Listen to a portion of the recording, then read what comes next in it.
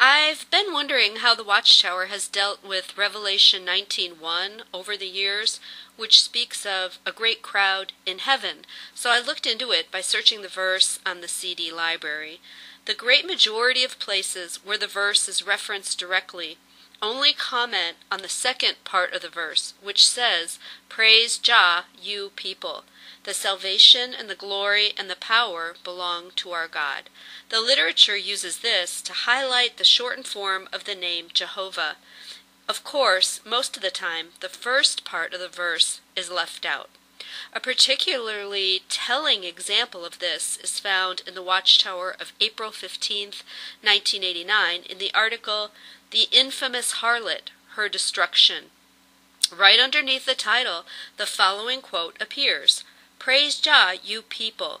The salvation and the glory and the power belong to our God, because his judgments are true and righteous. For he has executed judgment upon the great harlot who corrupted the earth with her fornication, and he has avenged the blood of his slaves at her hand."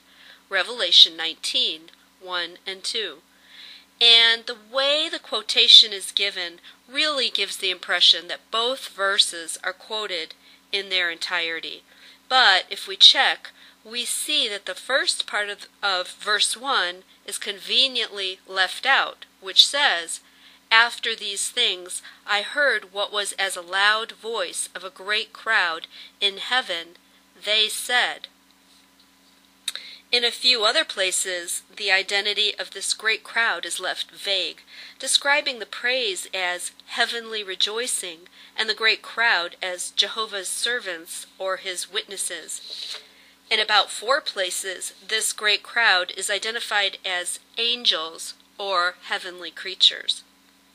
Even Jesus himself appears as a possible candidate in the Watchtower 12/15/1970, which shows him after his resurrection still witnessing to Jehovah by crying out, "Alleluia!"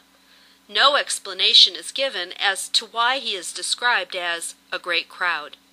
In another nonsensical reference to this scripture in the 9/1/87 Watchtower, this great crowd in heaven is described as Jehovah's Witnesses on earth, jubilating over the demise of the great harlot.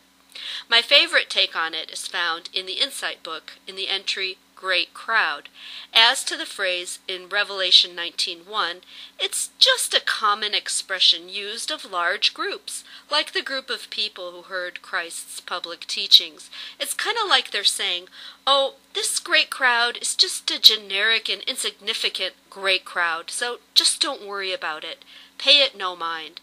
But then it goes on to say, at Revelation 7:9, however, a great crowd is mentioned whose identification has particularly been a matter of keen interest.